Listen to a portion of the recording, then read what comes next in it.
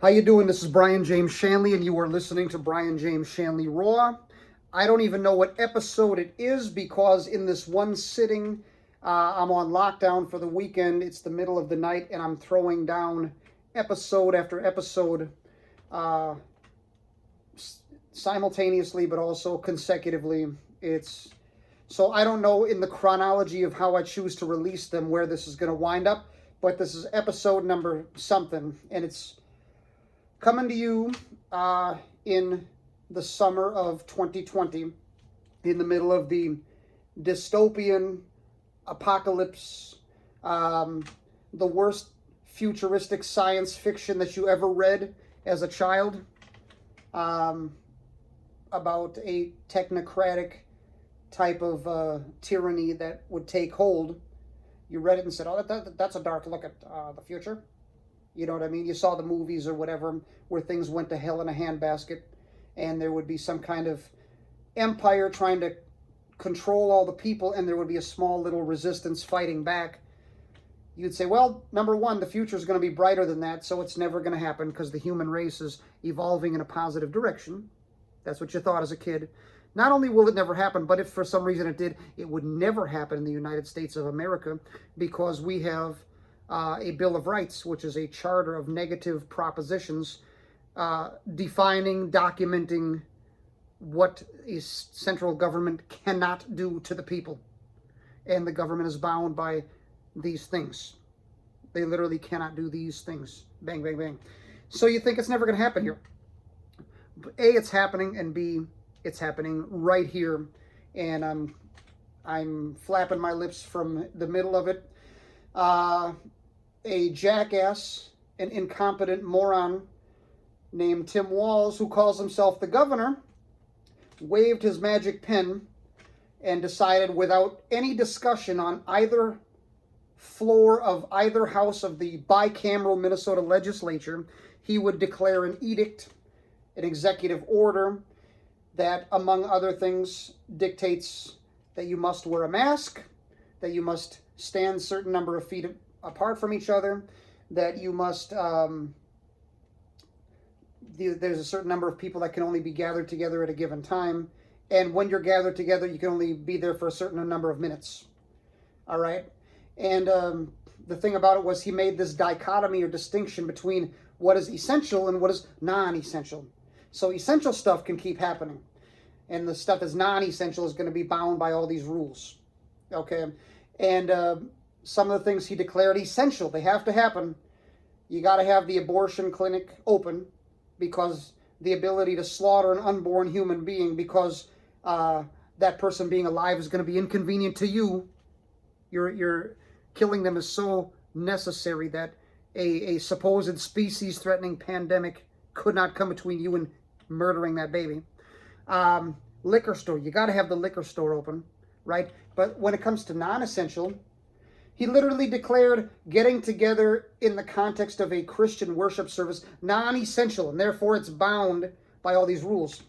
So even though the phrase separation of church and state is not in the Constitution, that terminology is not there, the Supreme Court has made a distinction between church and state. Usually they're flapping their lips and they pull it out of their behind when they're trying to limit the church or people of a Christian worldview speaking about today's issues politically and socially and economically. That's just your faith. Keep your faith out. Separation of church and state.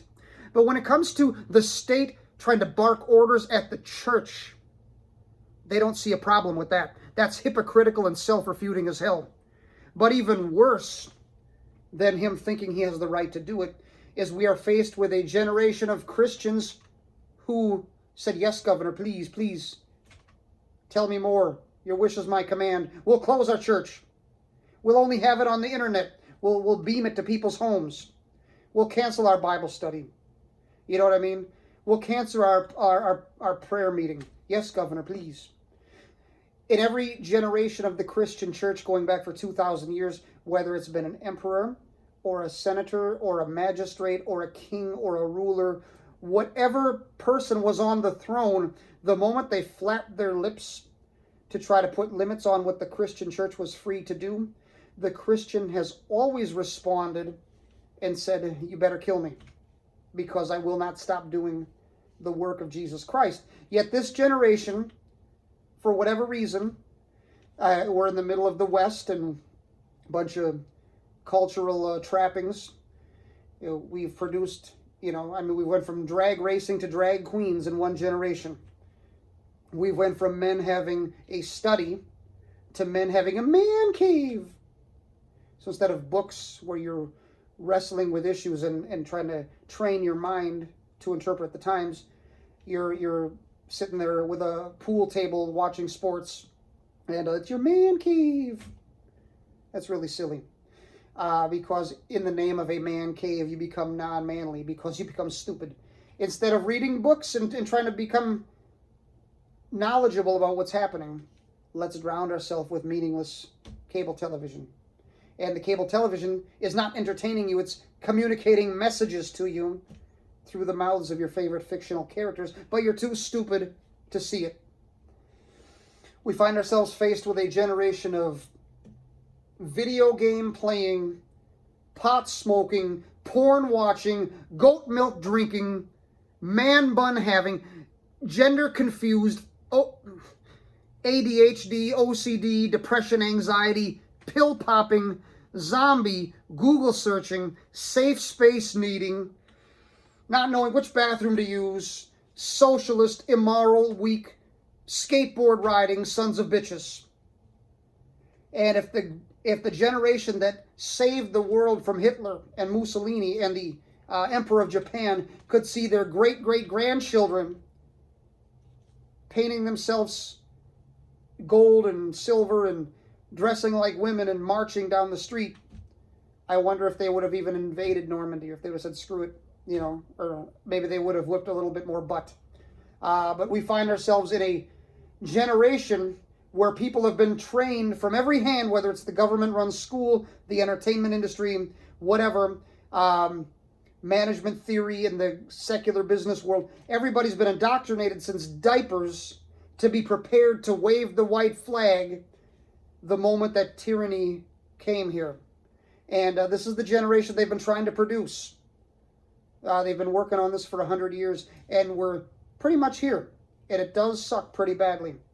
But as I look at the corporate-owned mainstream media complex, ABC, NBC, CNN, New York Times, etc., the corporations that own these various channels are globalist in terms of their philosophy and their business approach.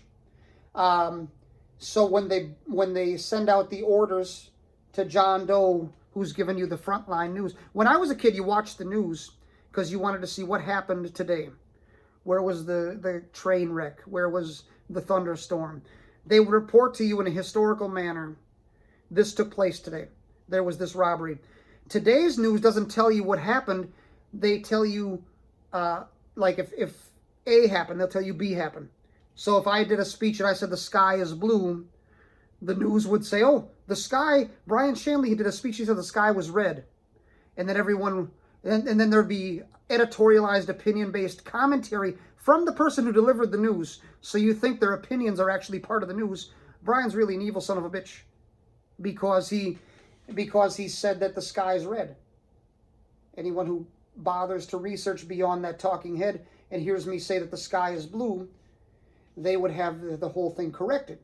But like I said, they're busy watching smut and smoking drugs and destroying their brain, and so they can't think critically. So they're just receiving, like an open mouth, only someone's crapping in their mouth instead of giving them water and giving them bread.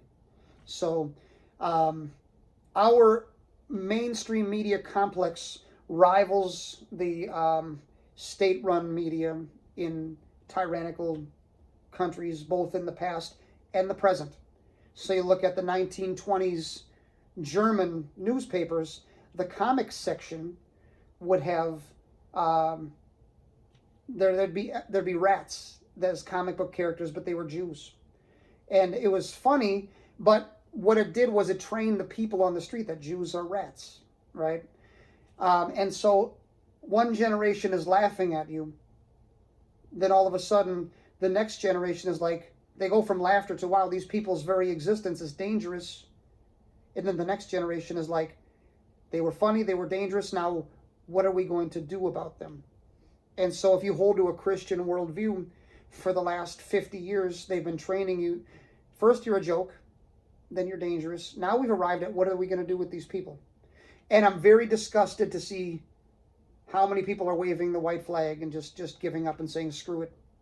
You know, the governor is Michael Jackson and I'm Tito, and I'll just bow down and take it, you know, I'll bend over and take whatever they do. So I don't, that's the context in which I'm speaking, and it's the middle of the night, but for me to have my boundaries down so I can just flap my lips and say whatever I want, I have to be both angry and I have to be sleep deprived, because then there will be no filter. But I will tell you this, as Joe Schmo, who works at Chick-fil-A, watches the news, goes on Facebook, which Facebook monitors content and censors content so violently you would think that they were closely related to communist China. If you say the truth, you're banned. If you lie, then you're trending. That's Facebook, okay?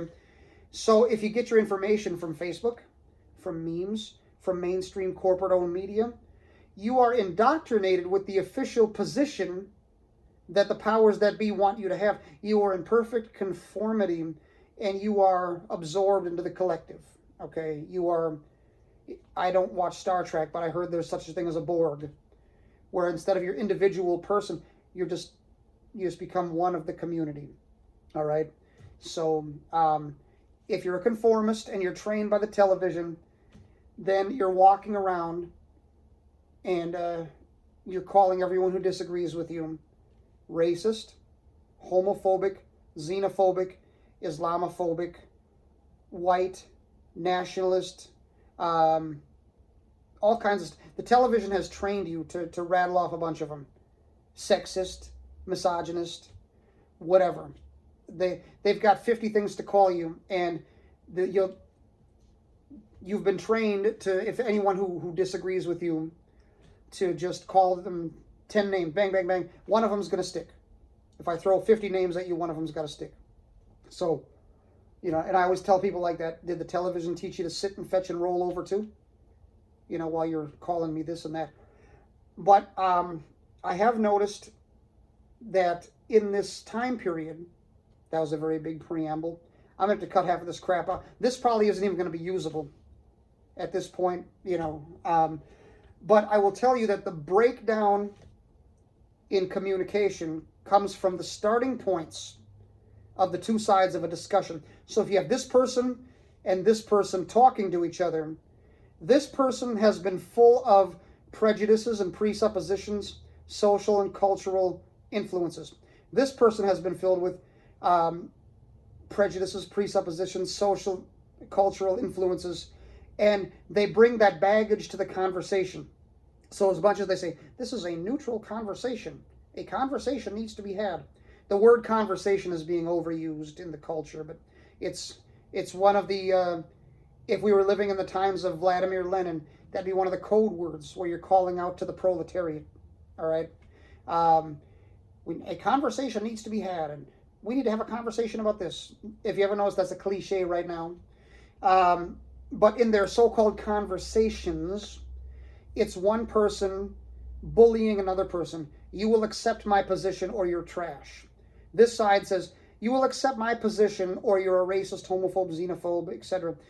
This side says, you will accept my position or you're an America-hating, atheist, communist, lunatic, one-world globalist, socialist, pervert, drug addict, nutcase.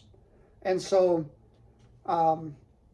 rather than trying to learn from each other, they generate more heat than light.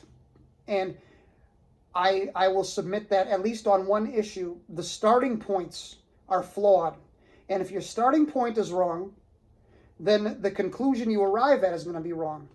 You know, it's like if I'm going to drive to Milwaukee and on my map I begin driving west. Well, from Minneapolis, Milwaukee's east. So I can still arrive at Milwaukee if I go around the sphere of the world, like Christopher Columbus, or if I turn around, right? So I can still arrive there, but my starting point is screwed up because I was going the wrong direction from the beginning. And if it's not corrected, I will end up in an absurd place, or a place that I wasn't intended to go. Same principle here. If you start wrong from here or wrong from here, the dialogue is going to be worthless. I want to explain to you one piece of dialogue, and there's many. I could sit here all day, and I freaking have, actually, but let me just lay this on you. There's a phrase called Black Lives Matter. It is a phrase that is divisive, and it's because people have trained their mind to be on one side of the discussion or the other. And I want to clarify, because failing to understand the very view that you're seeking to disagree with is a logical fallacy. It's a mistake in the construction of an argument that deviates from what's rational and brings you into chaos. I would suggest that a necessary distinction must be made, so we're going to do it. I'm pretty ghetto, but I'm starting to draw, right? So first of all, Black Lives Matter. Okay? And what this simply means is this. And I don't have to give you a history lesson about the United States of America. The United States of America, while the principles upon which she professes to be founded are beautiful and moral and wonderful, the manner in which she's chosen to execute them has been flawed badly. And in many ways, a case could be made that this country has been built on blood. And one of the most absurd things that you could ever do, one of the stupidest things you could ever do, is build a country on blood and think that at some point chickens will never come home to roost whatsoever. You're just going to be granted for free doing all kinds of terrible things and never have to pay the piper, right? So in a history of transatlantic slave trades, Jim Crow, all manner of other things, segregation, people who descend from West Africa, Black Americans who are citizens of this country and human beings made in the image and likeness of God, historically, it has been the official position of this country in one form or another that these individuals' lives are meaningless and cheap and expendable, and thus we can treat them however we want, and they just don't matter. So eventually, they grassroots on the street, they came up with for every action, there's an equal and opposite reaction. You're going to treat us like we don't matter, like our sons and our daughters and our babies and our grandparents and whoever else are being murdered without due process, whether it's by violent lynch mobs or by jackasses with their costumes and their fake little badges, murdering them without having been convicted of anything, skipping the trial, skipping every right that you have, and going straight to the execution on the street. Why does that guy have gunshots in his armpits? Because his hands were in the air. Why does he have, gunshots in his back? Because he was not facing the police at the time. You're not entitled to just waste people and kill them. You don't have that right to commit acts of homicide while on the taxpayer's dime. It's a crime. It's a crime. But when people have been taught for 400 years, the position of this country is you just don't matter. You don't matter. You don't matter. Eventually a generation comes up that says, you know what, damn it? We actually do matter. Our lives are not cheap. They're not expendable. And we do matter. So this became a saying. This became a sign on the protest sign. It became a t-shirt. Black Lives Matter in and of itself is a statement that is factually accurate. It's anthropologically accurate. And it falls in line with the values of this country and Western civilization. Black lives do matter. And when someone says that, they're making a true statement. All right? Now, on the other side of this, there's something called Black Lives Matter Inc. All right? Black Lives Matter Inc. is white liberals, okay, who have tried to penetrate the black community and foster a violent Marxist revolution to bring about an overthrow of existing social, economic, and cultural and societal conditions. The idea is, if we burn the sucker to the ground and create a new one on the ashes of the old, you're going to have a better shot at life in the new. So this white liberal organization, primarily funded by such globalist, disruptionist people as George Soros and the Clinton Foundation, which have openly said that they would love to fundamentally transform this country. And when you hear the term fundamental transformation, immediately Mao Zedong should be in your brain, because that's his statement. The white liberal who says Black Lives Matter is referring to BLM Inc., okay? And it's a Marxist, anarchist, and you can think of Antifa, you can think of the Occupy Wall Street, the Occupy everything else, the people trying to overthrow the government of the United States of America, using oppression to do it. It's like going to someone who has been harmed and saying, if you just follow me, life's going to be fine. But you're using them as cannon fodder for your own agenda. That's what these people are doing. Okay? And so they can't call it Acorn. They can't call it Antifa, right? Even though the people who are pretending to be white supremacists and the people who are pretending to be black supremacists show up to the riot on the same bus because they all work for the same paymaster, right? They had to come up with a clever name for it. Well, there was a name on the street that was already in existence. So whenever black people get together to do anything positive in this country, the murder weapon, the thing that ultimately destroys and throws a big monkey wrench into it, is what? The white liberal. Malcolm X wouldn't work with the white liberal. Marcus Garvey wouldn't work with the white liberal.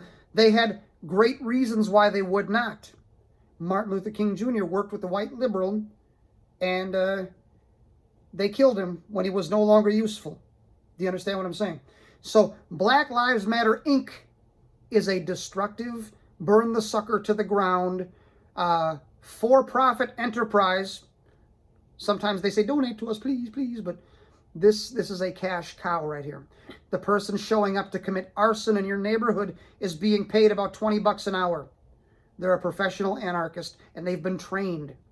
Like literally they've went to a school of a kind for this. So here's the deal. When the conversation happens, like I said, Joe Schmo, who works at Chick-fil-A, who's black and has seen the police do a lot of gangster nasty stuff under the guise of, we think black people are expendable. He says Black Lives Matter. All right. When the conservative hears the word Black Lives Matter, what floods their consciousness is this. Okay? They're hearing someone talk about this, but their mind is full of this. So if I say Black Lives Matter, and I'm in a group of black people, they know that I'm talking about this statement.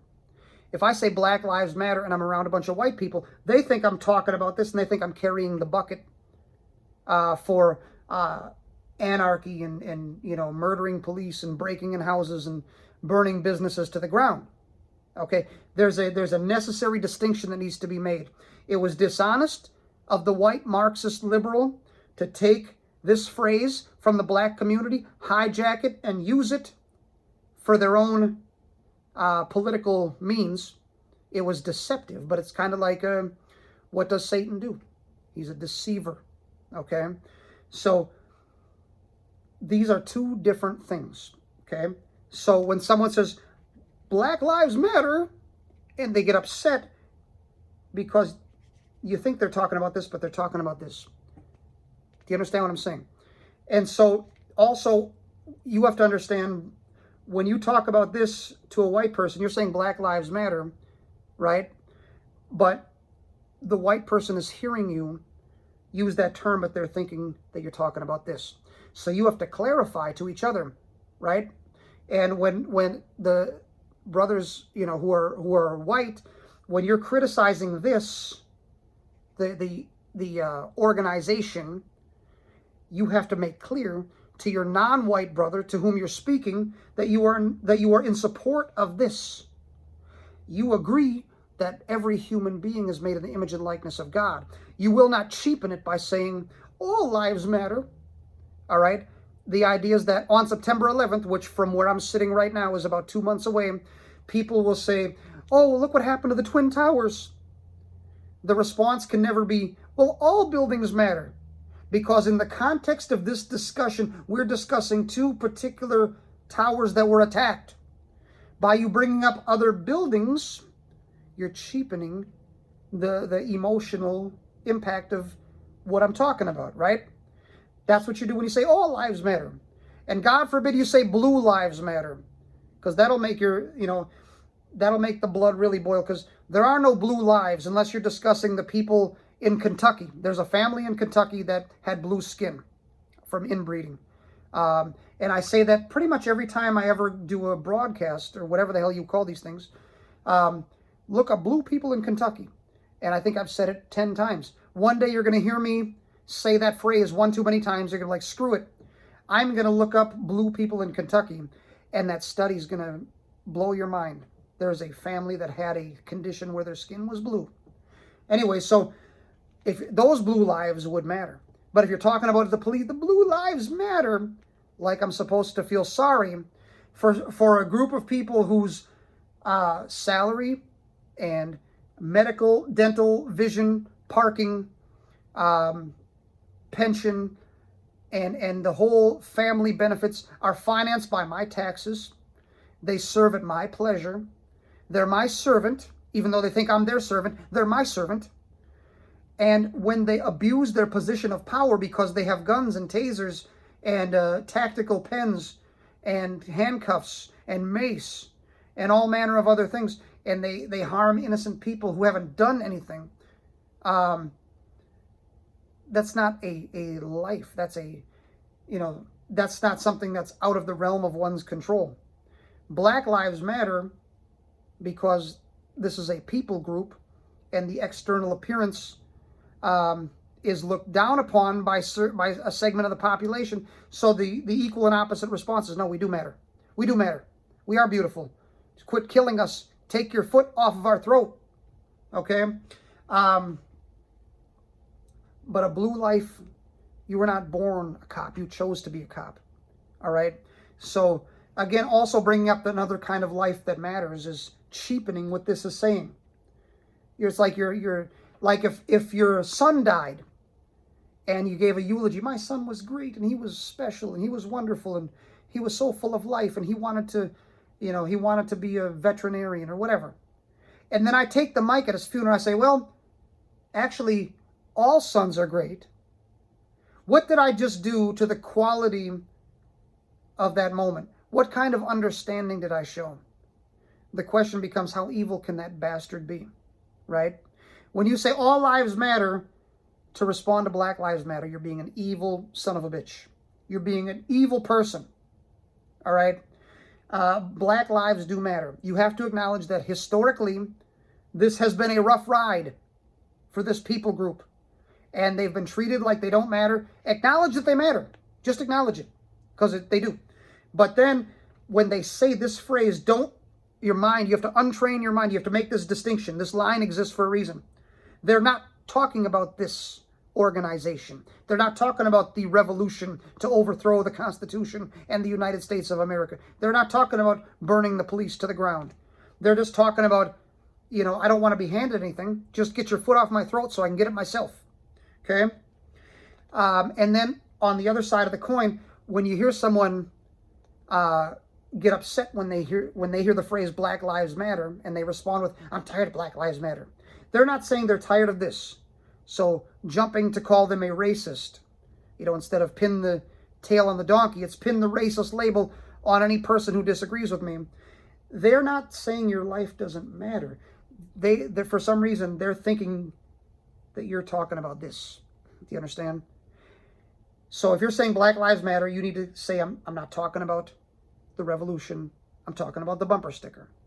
And when you hear someone discussing Black Lives Matter, you need to listen to whether or not they're talking about this or this. Is it the grassroots phrase that grew out of necessity from the community, and it was just a saying on the street? Or is it the white Marxist, liberal, anarchist organization that's working for very sinister special interest groups? Ask yourself, in the context of that person, what are they talking about? Because if they're talking about this, you're not entitled to get angry. If they're talking about this, you are. Okay? And then if you hear someone criticize you bringing up Black Lives Matter, don't jump to, they're racist. You got to understand, they may not know. They may think you're talking about this. You got to explain. There's a distinction here. I'm not talking about that. All right? So look at this. Eat it, dream it, sleep it. A lot of people are not making this necessary distinction, and it's causing hell. All right? Once you decide that it doesn't matter the meaning of the phrase in the context in which you're using it, then each person is going to be the judge based on their own. Like I said, you approach the conversation with preconceived ideas, right? If you approach the conversation with, this is the definition of the word, that's what you're going to hear when someone uses it. If you approach it with, this is the definition of the word, you're going to assume that the person means that. You have to understand that there's more than one definition, and it depends on the context in which the speaker wants to be understood. Okay? One of the great problems of dialogue right now, politically and socially in this country, is that people are not listening to each other. If you're listening because your mind is thinking about the next thing you're going to say to respond. You're not listening to try to understand them. It's like in White Men Can't Jump, when Wesley Snipes is saying to Woody Harrelson, he's making a joke about Jimi Hendrix. He says, white people can listen to him, but they can't hear him.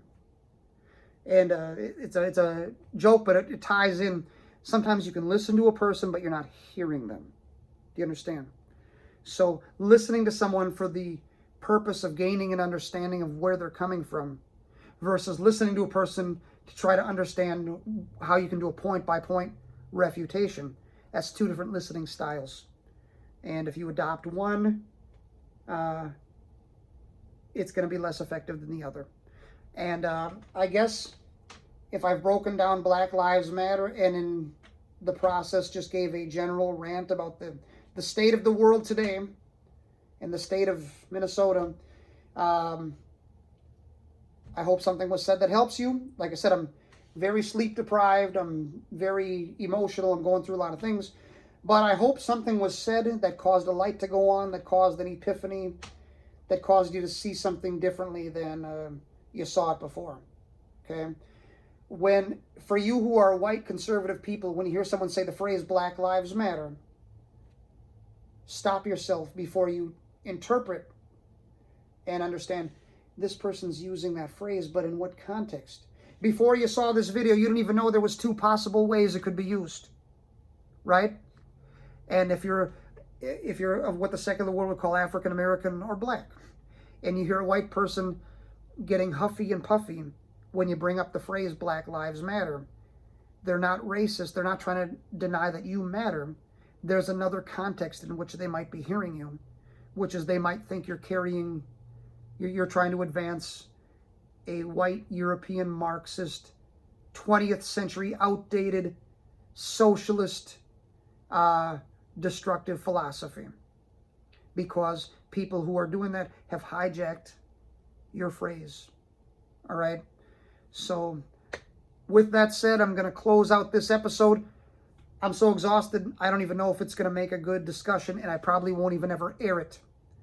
May it never see the light of day, but if for some reason it does, I hope you got a kick out of it. May God bless and keep you. Every human being is made in the image and likeness of God. We all descend from Adam, and everyone descends from one of the three sons of Noah that got off the ark.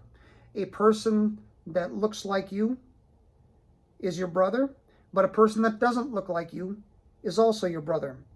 I hate to quote the Jacksons, but all the children of the world should be loving each other in harmony, because it's all right. The blood that's inside of me is inside of you. All right? Don't make me sing it, please. All right? My singing's terrible. God will strike this building with lightning if I sing. All right? So if you can take that phrase and do something with it. God bless and keep you. I'm losing my mind. I'm going to go take a nap. Goodbye.